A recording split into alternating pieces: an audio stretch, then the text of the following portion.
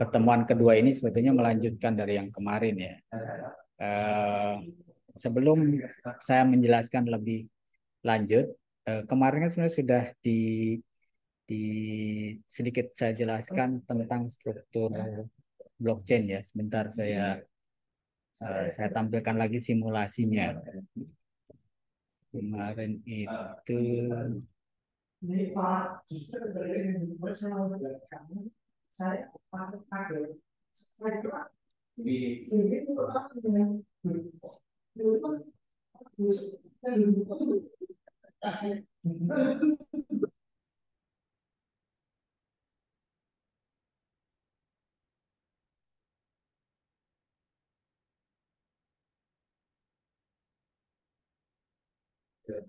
Nah, sebentar saya share apa namanya websitenya kemarin ya. Jadi kita coba ulang lagi sedikit terkait dengan blockchain ya. Saya kasih demo sini. Jadi seperti yang tadi sudah disampaikan oleh Nafiul dan juga Zaki bahwasanya blockchain itu punya struktur ya. Nah, mulai dari yang disebut dengan apa namanya header block gitu ya. Kemudian juga ada yang disebut dengan tadi non C gitu ya. Nah, mulai dari hash dulu. Hash sekarang sudah paham ya kalau hash itu dia merubah dari data. Misalnya tadi kemarin kayak masukkan data di sini misalnya nama saya Ahmad. Nah, ini datanya misalnya. Nah, nanti yang ditampilkan dengan hash ini itu yang nanti akan terima datanya yang diterima oleh orang yang akan kita kirim misalnya itu hanya berupa angka-angka ini yang di bawah. Dan ini angka-angka ini berubah. Jadi kalau datanya saya hapus, cuma nama saya, dia juga berubah hash-nya. Nah, tujuannya untuk apa? Tujuannya ini untuk sebagai security.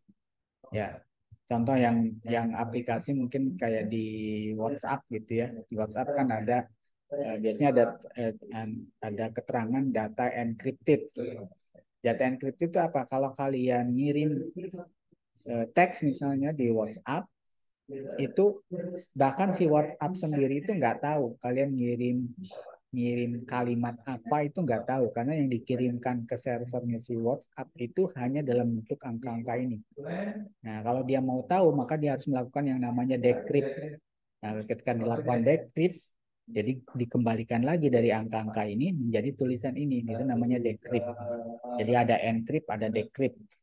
Nah, hash ini sebenarnya banyak macamnya ya. Yang biasa dipakai adalah yang ini, SHA 256 hash. Nah, tapi bukan hanya ini, masih banyak yang lain gitu. Tapi kita contohnya yang ini. Nah, ini hash. Nah, di blockchain ya, kita coba lihat. Jadi misalnya satu blok nih, satu blok tuh ada, nah ini namanya ada nomor bloknya ya, blok numbernya di sini. Kemudian tadi ada non C. Non C itu tadi ada penjelasannya adalah angka yang harus dicari oleh seorang validator blockchain gitu ya, untuk memvalidasi transaksi yang diajukan. Jadi dia mencoba menebak-nebak angka ini disebut dengan non C. Ya. Nah, kemudian ada data. Ya, data misalnya sesuai dengan tadi. Nah, dia kalau dirubah datanya maka hash-nya juga akan berubah. Ini kan kalau kosong dia seperti ini. Biasanya kalau kosong hash-nya itu dimulai dari 0000. Nah, ini yang disebut dengan satu blok. Jadi satu blok itu berisi data ini. Nah, ada headernya. Nanti header blok itu adalah kepala bloknya. Nah, kepala blok itu dia ini kan blok pertama. Nah, kalau blok kedua nanti dia harus mengikutkan hash dari blok sebelumnya.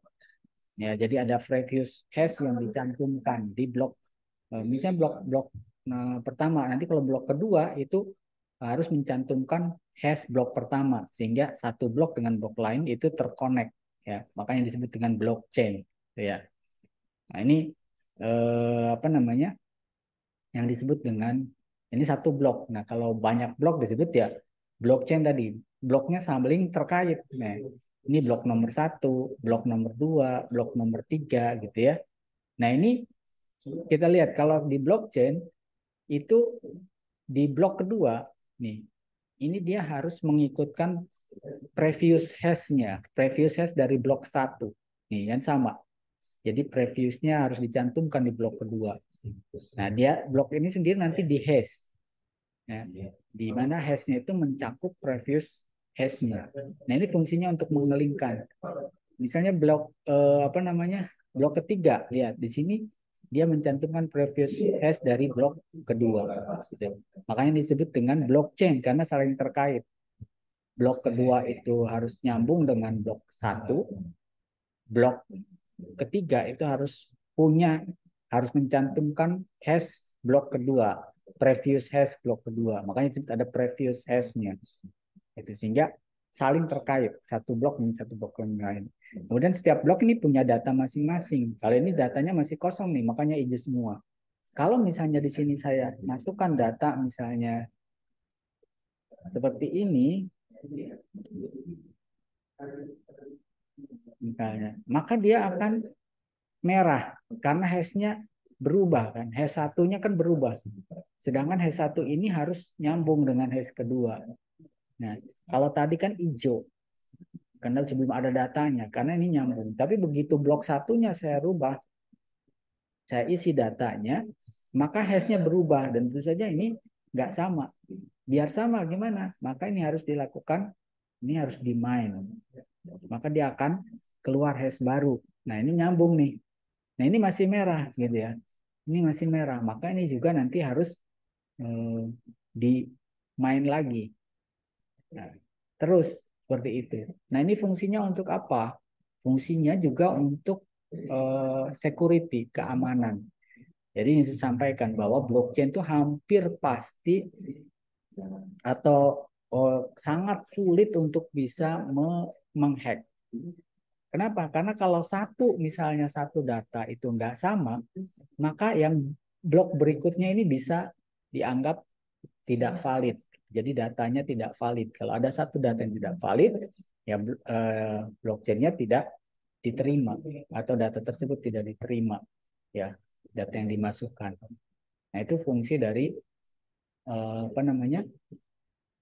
Fungsi dari hash tadi atau fungsi dari yang tadi ada header. Nah, ini header itu misalnya ini kepalanya. Jadi kepala itu biasanya ada berupa nomor bloknya, ada nonce-nya, ada previous hash-nya, kemudian hash dia sendiri, kemudian baru ada datanya. Tadi ada block time, kemudian ada block size. Ya. Block time itu kapan blok itu terbentuk, ya waktunya kapan. Kenapa di dalam blockchain itu eh, perlu ada waktu ya karena dia seperti yang kemarin sampaikan. Jadi blockchain itu kan semacam buku besar. Jadi buku besar tuh setiap transaksi itu ada transaksi pertama apa, transaksi kedua apa. Nah, itu dicatat waktunya atau disebut juga kalau di blockchain juga nama lainnya adalah timestamp. Jadi ada timestampnya sehingga ini fungsi ini juga nanti bisa digunakan ketika kita makan mentrace data. Ya, mentrace data itu kita bisa lihat dari timestampnya, waktu blok itu terbentuk kapan itu bisa kelihatan. Jadi setiap transaksi itu ketahuan kapan terjadinya gitu kalau di blockchain. Nah, kemudian kalau block size itu berapa banyak data yang bisa masuk di blok tersebut. Ya. Nah, itu apa namanya?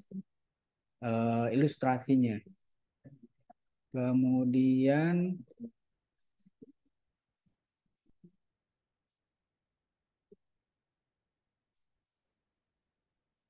oke, berikutnya sebelum kesana sebentar. Kemarin saya juga sudah upload ya, sudah upload apa namanya? Oh, satu lagi ini contoh di dalam blockchain itu juga ada sifatnya distributed gitu ya.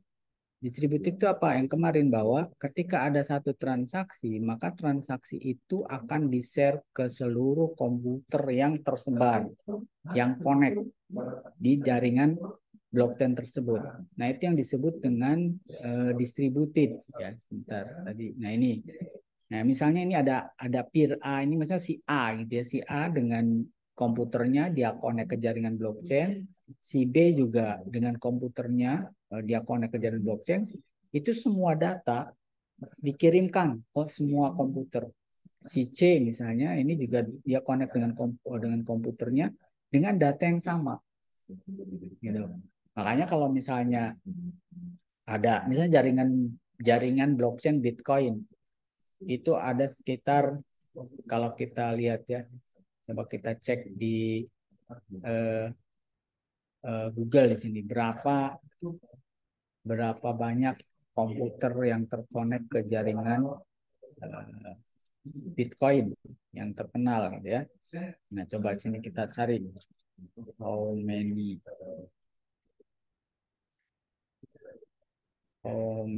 node. Ya, komputer yang terkonek ke jaringan blockchain itu disebut biasanya dengan node in Bitcoin network ya. Nih. Nah, nanti node itu ada yang sifatnya full node ya di sini.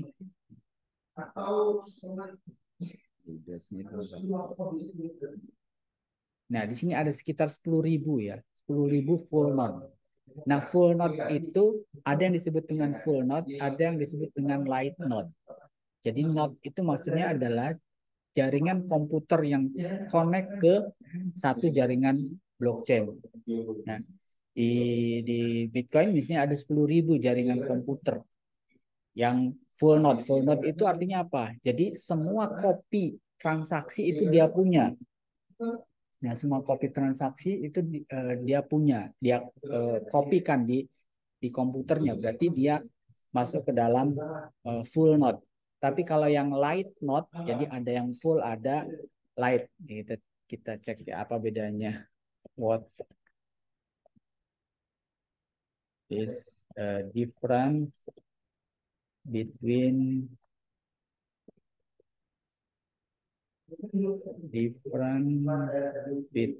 light node and full node?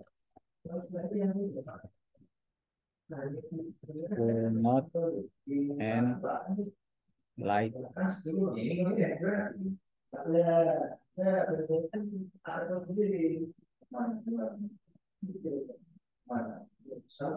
Oh, iya. And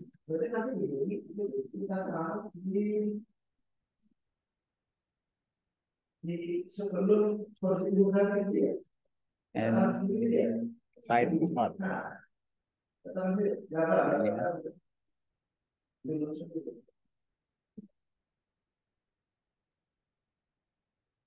Nah, ini apa bedanya antara full node sama light node? Jadi disebutkan, jadi kalau full node itu dia mempunyai kopi seluruh transaksi, ya, sehingga dia nanti bisa menjadi validator. Tadi kan juga ada validator ya. Nah, sedangkan kalau yang light node, nah ini dia tidak punya seluruh kopinya. Nih, a full node is a node that fully enforce of all the rule of the blockchain. Jadi semua transaksi mulai dari awal sampai akhir yang ada di blockchain itu dia punya kopiannya. Ini biasanya yang jadi validator tuh yang full node. Ya. Ya. Nah, sedangkan kalau yang light node dia apa namanya? Tidak semua gitu ya. Jadi tidak semua. Jadi makanya disebut dengan light node ya, atau light client gitu. Seperti itu. Jadi kalau yang full node nanti dia bisa mereject transaksi itu, atau kalau misalnya ada kira-kira ini ada transaksi yang mencurigakan ya, yang bisa merusak jaringan, itu dia nanti bisa merejectnya. Tapi kalau yang light node ini dia hanya mengkonfirm transaksinya saja gitu ya, seperti itu.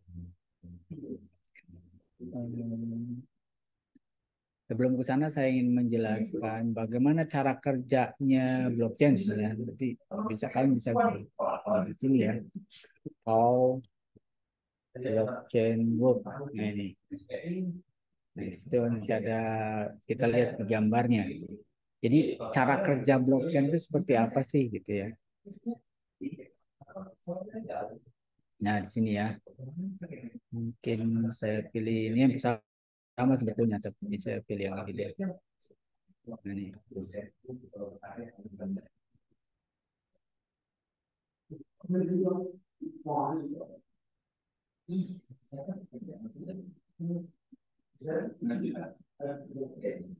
Nah, ini kalian sebenarnya banyak ya materi-materi yang bisa kalian eh, gunakan di internet itu terkait dengan blockchain sekarang sudah sangat banyak lagi. Jadi blockchain itu bekerja gini. Jadi kalau misalnya ada transaksi, ya ada satu transaksi, maka transaksi itu akan disebar ke seluruh jaringan blockchain yang connect ya. Tergantung blockchainnya apa yang dipakai. Tadi kan banyak ya. Contohnya ada Bitcoin, ada Ethereum, tadi juga ada yang disebut dengan Cardano di apa namanya PPT-nya Seoul dan yang lainnya. Itu adalah jenis-jenis atau jaringan blockchain yang ada saat ini. Nah, jadi macam-macam. Jadi tergantung jaringan blockchain apa yang digunakan. Nah, begitu transaksi itu di dilakukan, misalnya saya ingin mengirimkan data di eh, apa namanya blockchainnya eh, Bitcoin. Nah, maka data itu akan disebar ke seluruh komputer atau yang tadi ke seluruh node ya bahasanya. Seluruh komputer yang terkonek dengan di dalam jaringan blockchain tersebut. Nah, nanti komputer-komputer yang terkonek ke jaringan blockchain tadi itu, maka mereka akan berlomba-lomba memvalidasi, cepat-cepatan memvalidasi apa namanya transaksi yang saya ajukan. Nah, bagaimana cara cepat-cepatannya tadi dengan cara mencari non-C-nya. Jadi menyelesaikan algoritma untuk menemukan non-C yang sesuai untuk transaksi yang diajukan tersebut. Nah, sekali eh, transaksi itu apa namanya divalidasi, maka berikutnya adalah ya mungkin contoh yang lebih gampang sebentar saya masih cari gambar yang ini kali ya. Nah, ini ya. Jadi tadi transaksinya di misalnya saya mau request transaksi, maka transaksi itu akan di broadcast, dikirimkan ke seluruh komputer yang connect ke jaringan blockchain. Kemudian komputer yang connect itu berlomba-lomba memvalidasi transaksi yang saya ajukan itu. Nah, kalau misalnya dia eh, berhasil, data non valid itu tadi menemukan angka non-C-nya tadi itu. Kalau angka non-C-nya sudah ketemu, saya pertama kali ketemu, maka itu saya akan juga membroadcast. Saya sudah ketemu nih. Untuk transaksi ini angka non-C-nya adalah ini. Nah, begitu yang lainnya mendapatkan broadcast tersebut dan menyetujui apa yang saya temukan, maka pada saat itulah tercipta satu blok baru. Dan blok ini akan ditambahkan. Blok ini kan tadi berisi data gitu ya. Nah, blok itu akan ditambahkan ke blok yang sudah ada. Kemudian saya yang berhasil memvalidasi itu mendapatkan reward. Yang namanya blok reward. Nah, rewardnya berupa apa? Rewardnya berupa cryptocurrency. Ya, rewardnya berupa cryptocurrency. Nah, makanya misalnya kalau di jaringan Bitcoin, rewardnya berupa ya Bitcoin BTC ya, cryptocurrency-nya si coin. Kalau misalnya di Ethereum, nanti rewardnya berupa ETH gitu ya. Nah, setelah dimasukkan ditambahkan ke jaringan ke blok yang sudah ada, maka transaksinya itu sudah komplit gitu. Makanya setiap blockchain itu biasanya punya cryptocurrency atau punya token. Nah, fungsinya sebagai reward tadi, sebagai reward. bagi yang berhasil melakukan validasi. Ya tadi ada BTC, ada ETH dan sebagainya sesuai dengan jaringan blockchain-nya. Kalau Cardano, jaringan blockchain Cardano itu namanya cryptocurrency-nya ada. Ya, kalau di yang lainnya juga masing-masing punya cryptocurrency sendiri gitu ya. Jadi prosesnya seperti itu. Makanya dia rebutan gitu ya, rebutan untuk bisa memvalidasi. Nah, tadi juga disebutkan bahwa dalam blockchain itu ada yang namanya public key sama private key gitu ya. Jadi public key itu sebetulnya adalah satu apa namanya? Kalau misalnya contohnya misalnya gini, kalau kita punya kan tadi kalau saya sebagai validator maka nanti saya bisa menghasilkan memvalidasi itu nanti saya dapat reward. Nah reward ini dikirimnya kemana gitu. Nah tentu saja rewardnya ini harus dikirim ke saya kan ke yang berhasil memvalidasi dan biasanya harus menggunakan yang namanya wallet ya. Jadi apa namanya crypto walletnya. Wallet itu kayak semacam buku tabungannya lah. Nah, buku tabungan ini sebetulnya nanti berisi eh, public key dan private key. Nah, mungkin kalau untuk lebih jelas saya coba tunjukkan ya. Dan kemarin saya minta kalian minimal satu orang atau kalau lebih bagus kalau satu orang satu satu ini ya satu apa namanya satu komputer. Hari ini saya akan coba juga ajarkan bagaimana cara membuat crypto wallet. Nah, apa sih crypto wallet? Coba kita cek di sini ya. Crypto wallet.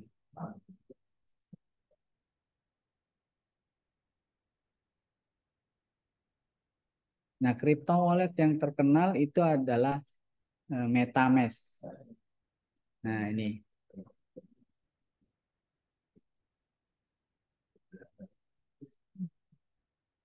Nah, apa itu crypto wallet? Nih kalian bisa lihat juga di Indodax ya. Indodax ini sama kayak toko kripto, sama kayak Pintu. Dia eh, disebut dengan apa namanya?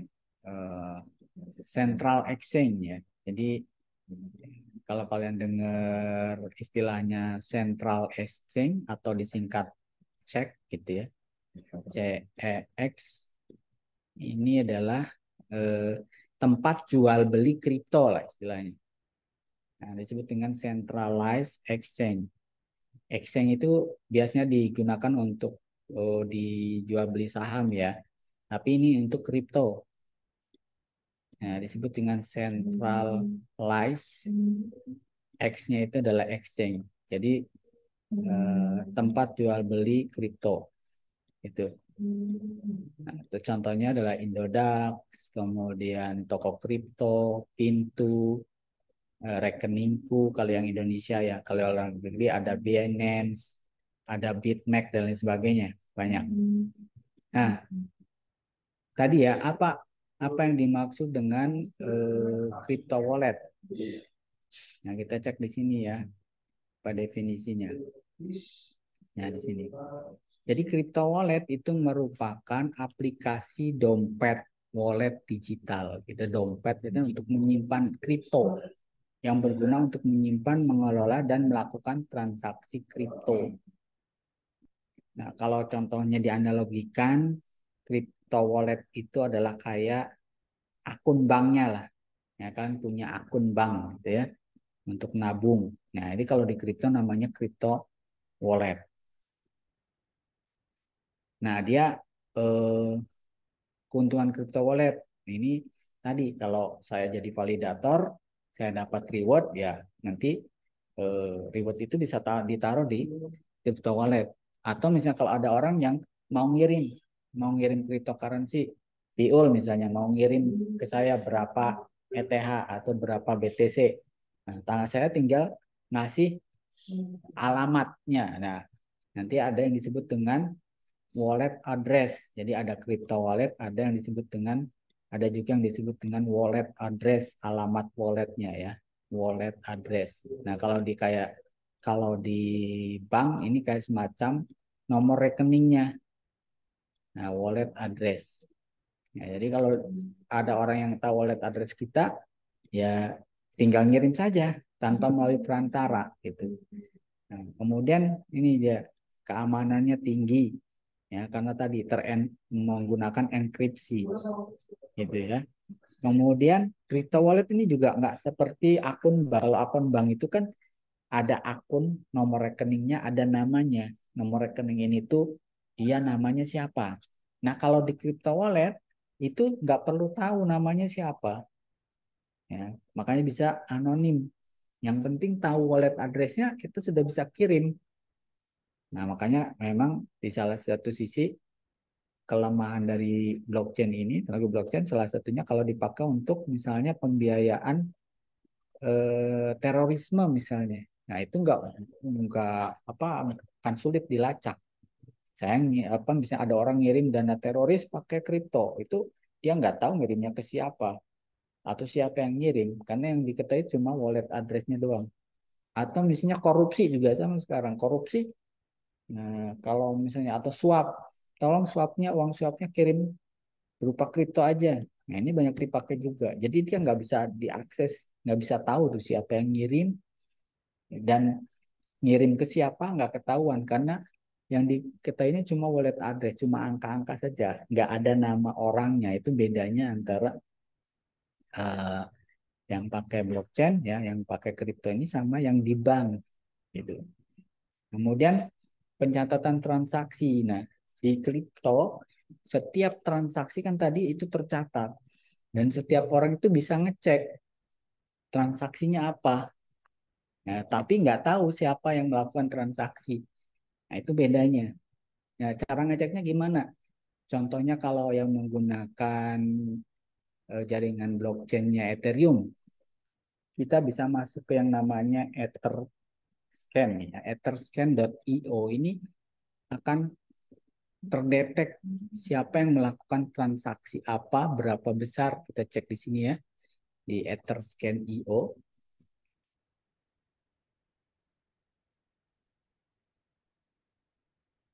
Nah,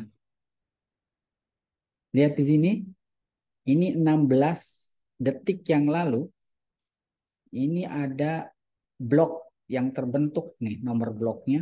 Ada nomor blok yang 18.068.724. Kita cek saja. Ini blok yang terbentuk.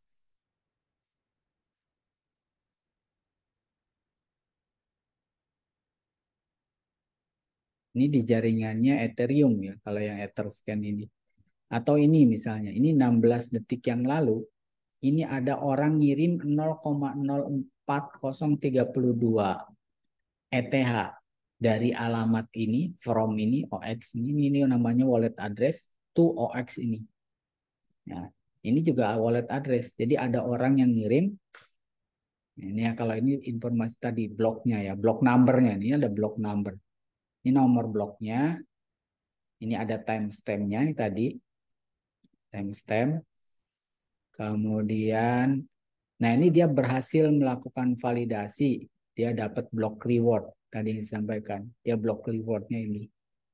Ya, kemudian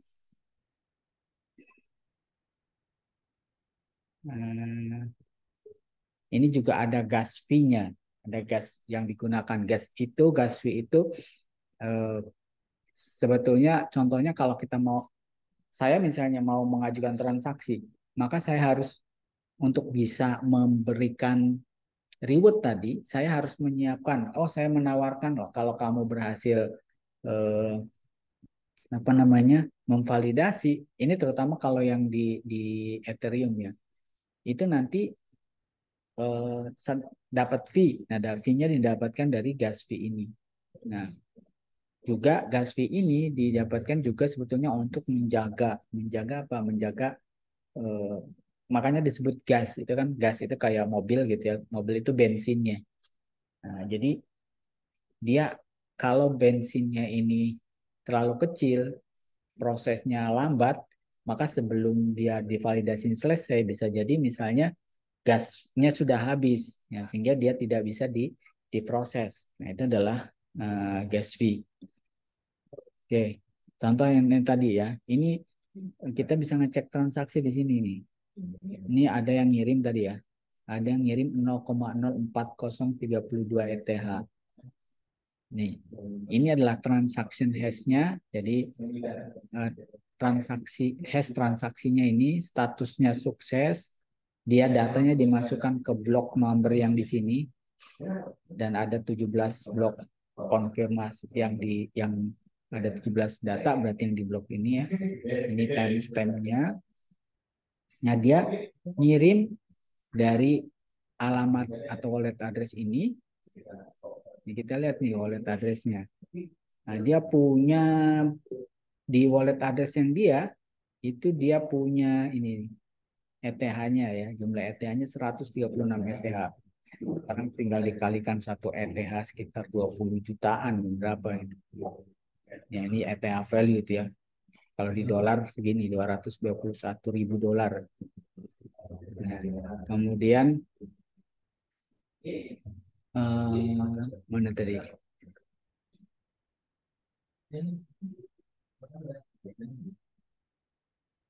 From ya dari sini ke sini ya.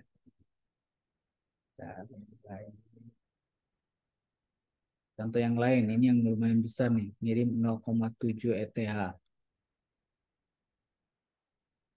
Cek transaksinya. Ini transaksinya. Nih, dari sini, ya, dari alamat ini ke alamat ini. Nah, ini alamatnya ternyata dia ETH router gitu. Jadi dia sebarin lagi yang lain. Jadi kalau kita cek ini siapa sih yang punya. Oh, dia ternyata juga nggak terlalu banyak. Ini dia punya balance equivalent STH-nya. Kalau tadi itu banyak sekali ya. Itu. Nah, ini kita juga bisa tahu nih transaksi yang dilakukan oleh si alamat ini. Nah, itu disebut dengan wallet address ya. Jadi membedakan dengan akun bank. Nah, kemudian wallet itu nanti ada dua jenis wallet address ini. Ada yang kustodial dan non kustodial. Apa bedanya? Kalau yang kustodial itu kalau dompet dari wallet kriptonya dia private key-nya itu dikelola atau disimpan oleh suatu perusahaan pelayanan dan pihak ketiga. Tadi misalnya kalau kalian daftar di Indodax, kalian daftar di toko kripto, nah itu eh, private key-nya itu yang ngelola mereka, perusahaan mereka gitu ya. Jadi kita istilahnya itu cuma numpang. Ya, kalau bank ya sama lah kalau saya kirim, saya misalnya mau apa nabung, ya nabung itu kan uangnya disimpan di bank gitu ya. Nanti kalau misalnya saya transfer ke Viul dari tabungan saya, sebetulnya itu uangnya itu dari bank ditransfer, dikirim ke nomor rekeningnya Viul, bukan dari saya langsung. Saya cuma nabung aja di bank. Nah, itu namanya wallet kustodial. Nah, ada lagi wallet yang non kustodial. Nah, kalau wallet non kustodial ini kita punya akses penuh karena private key-nya dan juga public key-nya ini kita yang punya.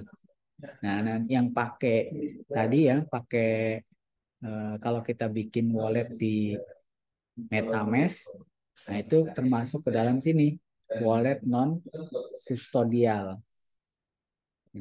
MetaMask. Jadi semuanya itu apa namanya kita yang kontrol karena private key-nya kita yang pegang dan nggak boleh hilang. Eh, Public key-nya juga ada di wallet yang nanti sudah kita buat, gitu ya. Kemudian jenis-jenis eh, jenis-jenis crypto wallet. Sebentar. Ya, lagi. Nah, berikutnya adalah jenis-jenis crypto walletnya.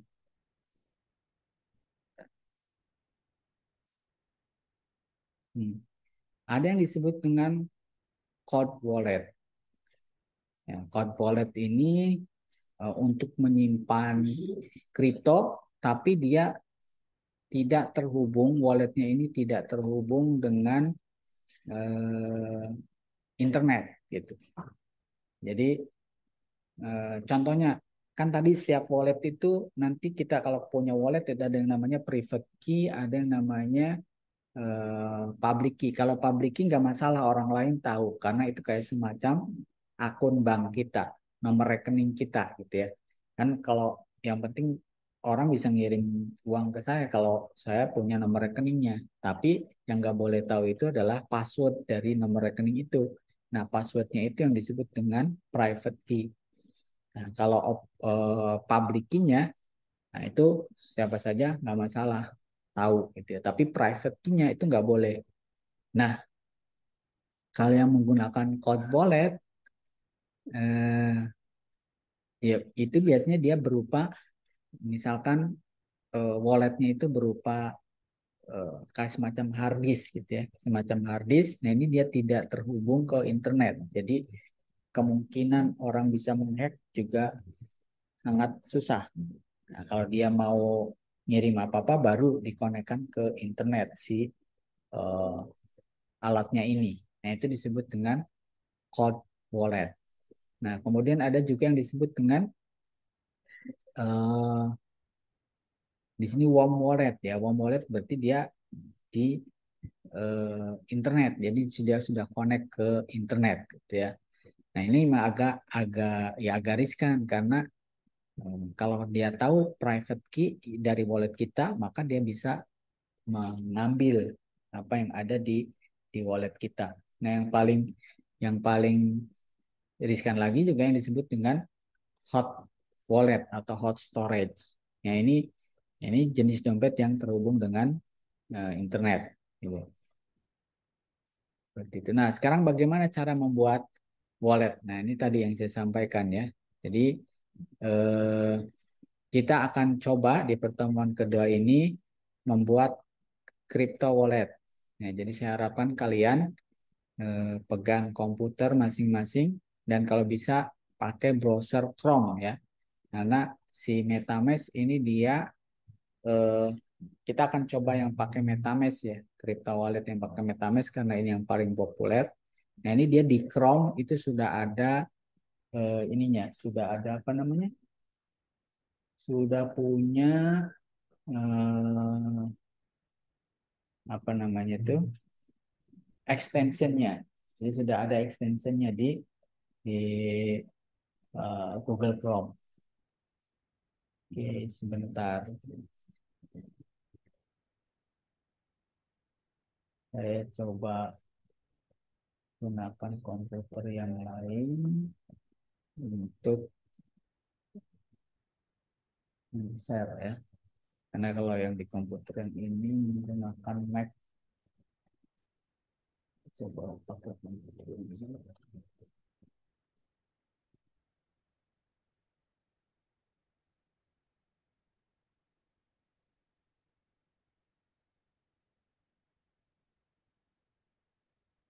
Oke, jadi langkah pertama kalian masuk ke apa namanya ke Chrome ya. Kemudian kalian cari di sini MetaMask. Ketikkan MetaMask.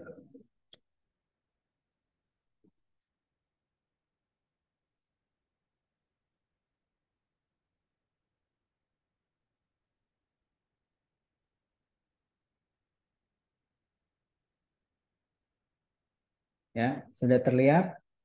Nah, di sini ada keterangannya. MetaMask, the crypto wallet for DeFi, Web3, GApps, and NFT. Ya.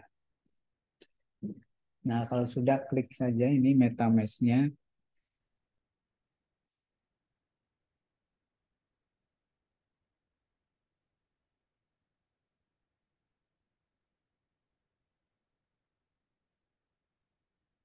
Ini komputernya agak lambat. Ini satu lagi.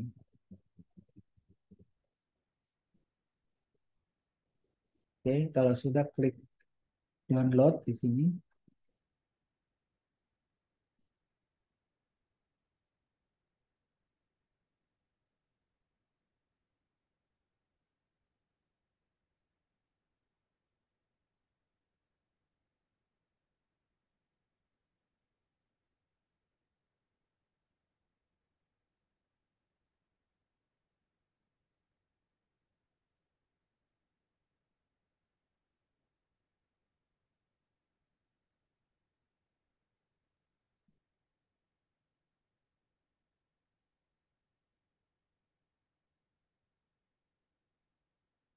Nah, kalau sudah, nah ini sudah ada ya. Di sini install MetaMask for Chrome.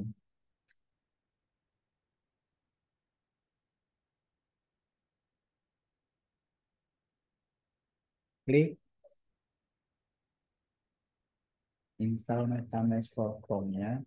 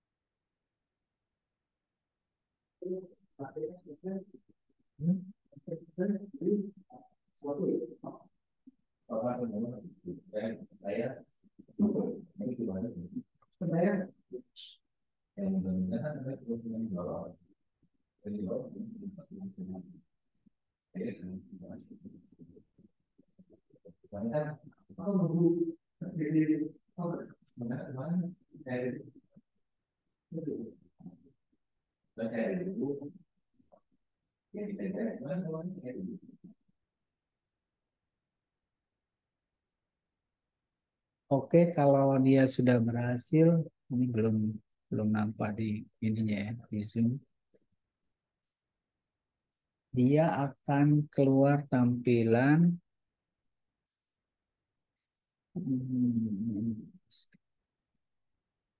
keluar di sini. Di Zoom ini belum keluar tampilannya.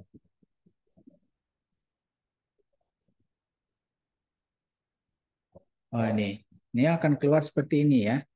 Nah ini karena di komputer saya sudah ada, maka dia akan langsung ada nih. Nih, kalau belum dia nanti akan ada yang masuk ekstensi. Nanti di atas ini ada kan keluar di atas namanya eh, lambang ini ya tanda ininya itu akan keluar di bagian kanan atas nih. Cuma di sini nggak keluar. Coba ada yang mau nyoba nggak? Biar tahu. Saya Pak. Bentar, saya stop sharingnya. Silakan.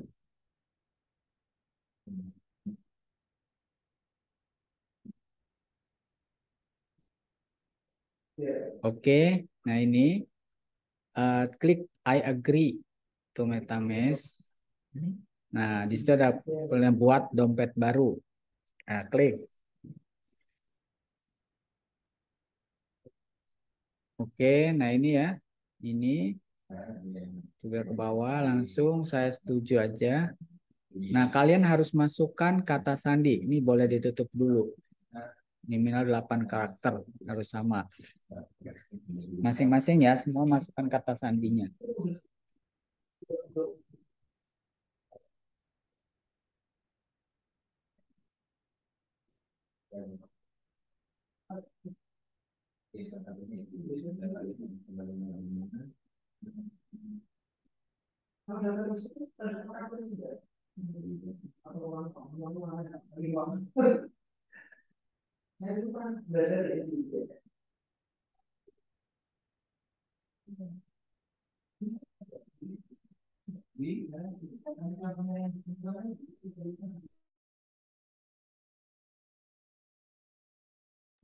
Sudah? Betul. Oke. Terus, nah ini, eh, nah ini nanti kalian ada yang disebut dengan secret recovery phrase.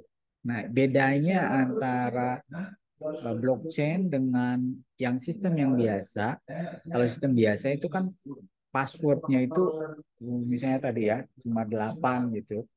Nah, kalau di blockchain eh, selain kalian harus menghafalkan tadi password yang dibuat, kalian harus menaruh yang disebut dengan recovery phrase. Karena dengan recovery phrase ini dia berisi 12 kata. Gitu ada tulisannya. Dan itu harus kalian catat dan tidak boleh hilang, tidak boleh diberikan ke orang lain. Karena kalau ada orang lain yang tahu recovery frase yang 12 kata ini, dia bisa buka dompet kalian, bisa buka wallet kalian dan bisa mengambil semua kripto yang ada di wallet kalian. Gitu ya. Nah, ini klik yang amankan dompet saya, coba.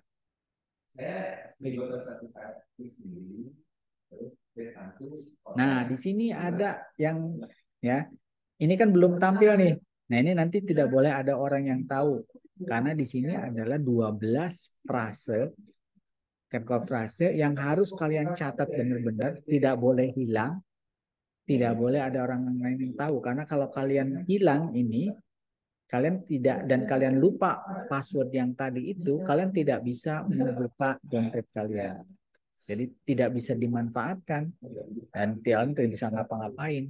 Ya, pernah ada kejadian juga sama gitu. Dia lupa recovery frasenya 12 ini, dia nggak bisa Bitcoin yang ada di walletnya dia itu nggak bisa diapa-apain. Ada aja di situ gitu. Padahal sekarang harganya sudah ada sekitar 7.000 Bitcoin misalnya. Dan dia lupa frasenya. Dan ini nggak bisa ngapa-ngapain. Nggak bisa diakses. Nah, makanya ini harus kalian catat tadi. Salah satu catat caranya dengan di kertas. Catat di kertas itu yang disebut dengan cold wallet. Ya. Nah, kalian catat urutannya harus sama. Urutannya dari 1 sampai 12 itu harus sama. Jadi nggak boleh hilang, nggak boleh ada orang lain yang tahu. Karena kalau ada orang lain yang tahu, nah itu bisa menguras wallet kalian. Itu yang disebut dengan recovery phrase.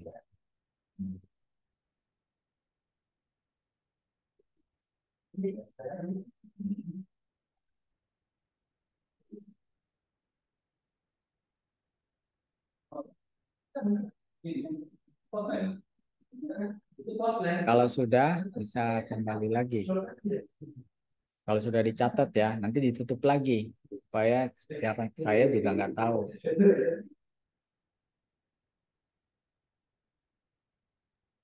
Lagi konfirmasi dulu Pak, ngisi yang kosong.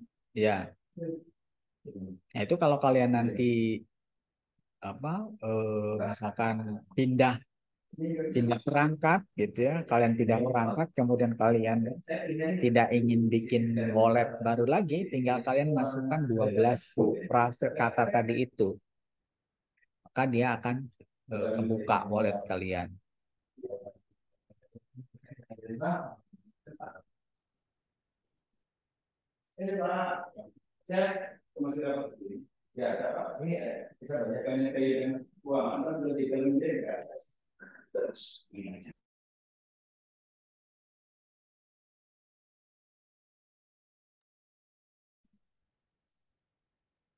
Sudah, Piul?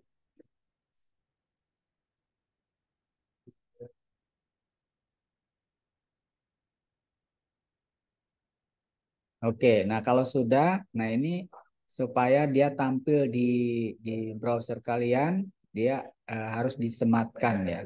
Coba diklik aja.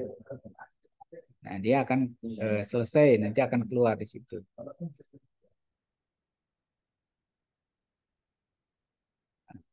Nah, ini kalau ini update bisa sekarang MetaMask itu bisa untuk men-swap. Swap itu me, apa namanya? Menukar gitu, menukar aset yang ini mungkin nanti aja nggak usah.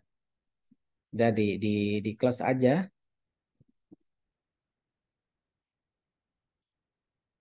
Got it.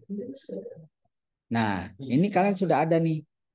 Ini kalian sudah, misalnya PUL ini sudah punya wallet address. Wallet addressnya mana? Itu yang OX di atas. OX itu ada wallet addressnya. Nah, jumlahnya dia, wah, kalian belum punya 0 ETH. Nah, MetaMask ini dia pakai jaringan utamanya, pakai jaringan Ethereum. Di sebelah kiri itu ada tulisannya Ethereum Mainnet. Berarti dia menggunakan jaringannya Ethereum. Nanti kita bisa tambahkan jaringan yang lain, nanti ditambahkan jaringan, tapi mungkin nanti saja ya. Nah, berarti sekarang Piul sudah punya MetaMask ya, wallet MetaMask. Nah, di sini dia bisa bisa menyimpan token atau koin di sini. Coba klik tokennya. Nah, token tuh baru ada ETH di sini, tapi nanti bisa tambahkan nanti impor token misalnya selain ETH tadi ada kalau yang di jaringannya Ethereum misalkan apa ya Cardano misalnya atau Avalanche ya Avax itu jaringannya Ethereum. Jadi ini dia menggunakan jaringannya Ethereum, jaringan blockchainnya Ethereum atau menggunakan NFT. Yang kemarin NFT itu adalah non fungible token. Nah, nanti jenis-jenis token mungkin belum kita pelajari ya. Nah, yang penting ini sekalian sudah bisa. Ini bisa bisa beli, bisa kirim, bisa melakukan swap di sini. Ya. Nah, ini yang alamatnya di sini. Wallet address-nya adalah yang atas. Ya. Coba misalnya sekarang coba Piul buka alamat Learn Web3.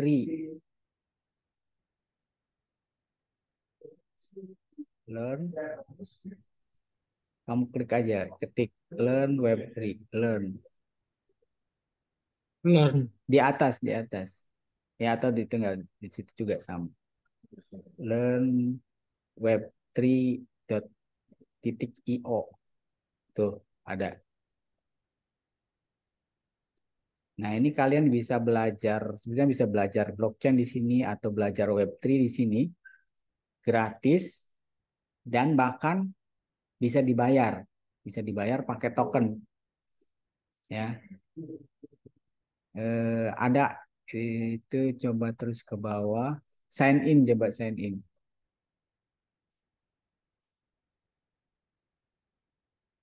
Nah, di sini kan ada pilihannya. Sign with Ethereum, sign with Solana, sign with Tezos, sign with Stack. Ini semuanya adalah jaringan. Jaringan jaringan eh, blockchain. Coba misalnya sign in with Ethereum.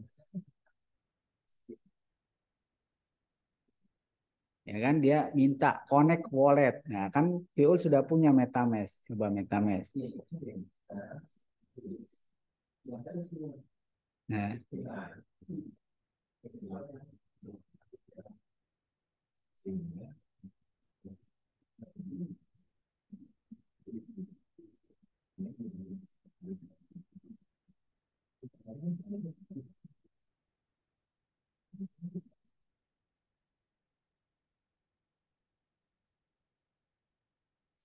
mana?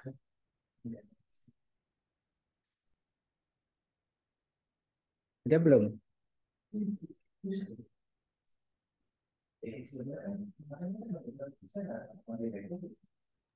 Oh, bentar, Pak. Share screen seluruh layar aja berarti kayaknya nggak kelihatan.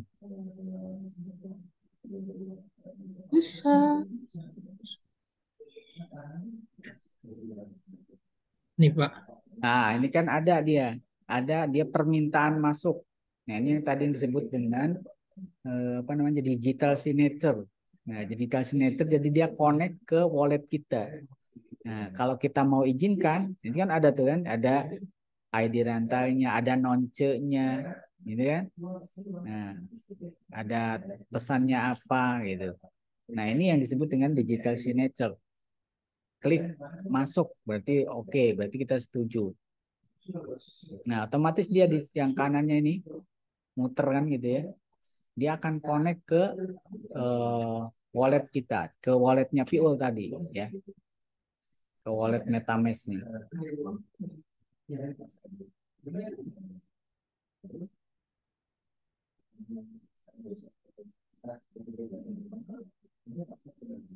Oke, udah ya, udah connect ya.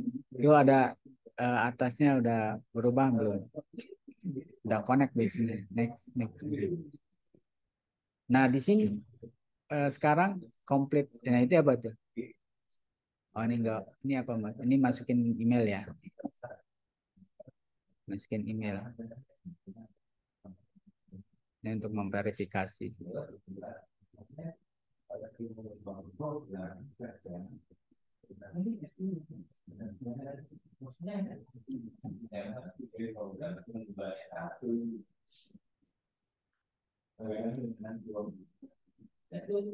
Oke, kalau sudah di verify komplit aja.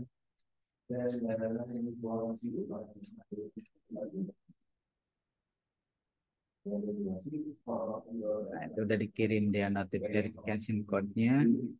Masukin ini OTP-nya ke email. Cek di emailnya Nafiul.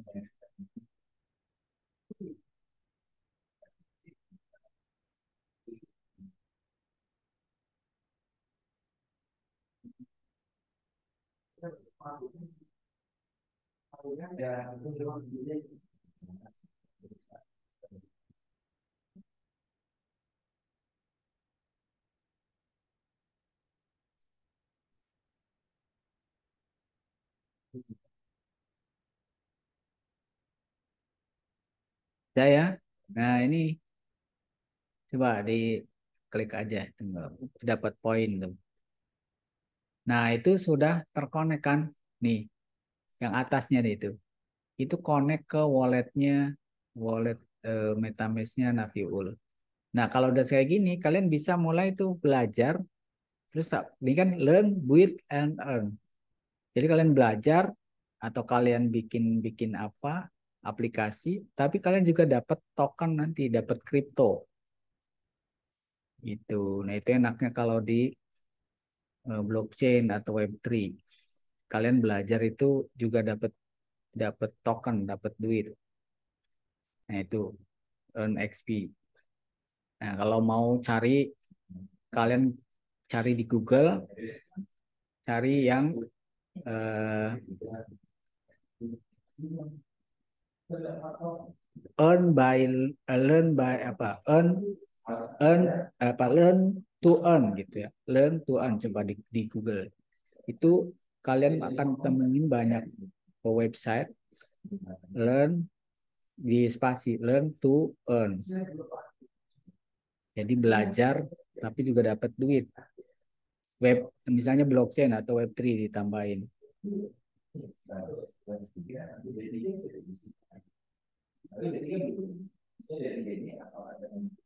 Ya. Nah, itu kalian bisa banyak web yang menyediakan itu. Nah, nanti kalian bisa, kalau kalian sudah punya MetaMask, kalian masuk connect ke website itu.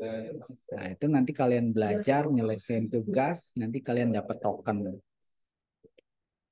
Tokennya ada harganya. Nanti biasanya pasti dia minta connect ke uh, wallet tadi, wallet address. Ya, jadi gitu ya.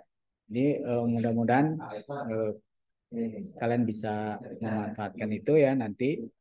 Tadi sudah dikasih tahu bagaimana cara bikin wallet MetaMask-nya, wallet address-nya, ya. Ada pertanyaan sampai sini?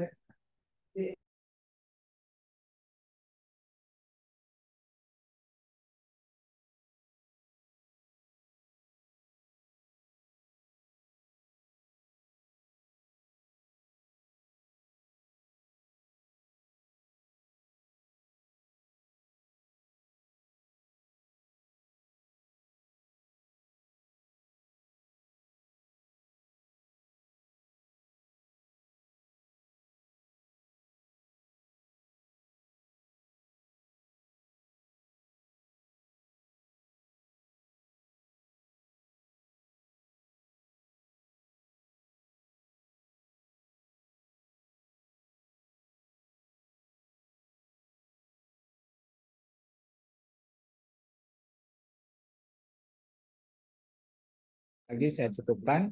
Saya akhiri. Assalamualaikum warahmatullahi wabarakatuh. Waalaikumsalam. Makasih, Pak.